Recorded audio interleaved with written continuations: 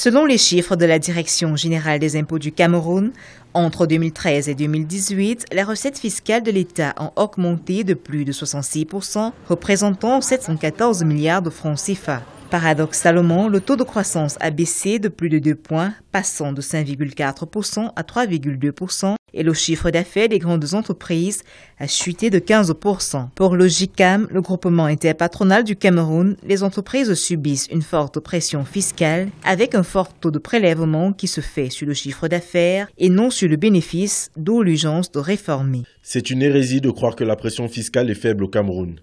Il y a des entreprises qui font des chiffres d'affaires en milliards, mais dont les marges sont très faibles. Quand vous rapportez aux marges le taux de taxation de 2,2% assis sur le chiffre d'affaires, vous obtenez des taux de pression fiscale de 35% qui peuvent même atteindre 80% dans certains secteurs d'activité.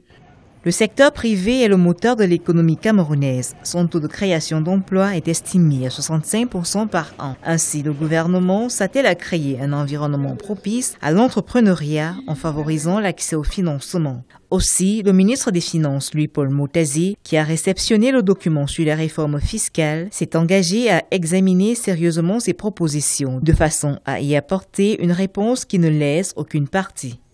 Il y a un équilibre qu'il faut trouver entre cette préoccupation légitime du secteur privé et qu'épouse parfaitement le ministre des Finances qui est soucieux d'aménager aux entreprises une fiscalité qui leur soit adaptée, qui leur permette de se développer. Donc il faut trouver un équilibre entre ces attentes légitimes-là et un ensemble d'enjeux et de contraintes qui pèsent sur l'État en matière de soutien de sa politique de développement, en matière de financement de projets d'infrastructure.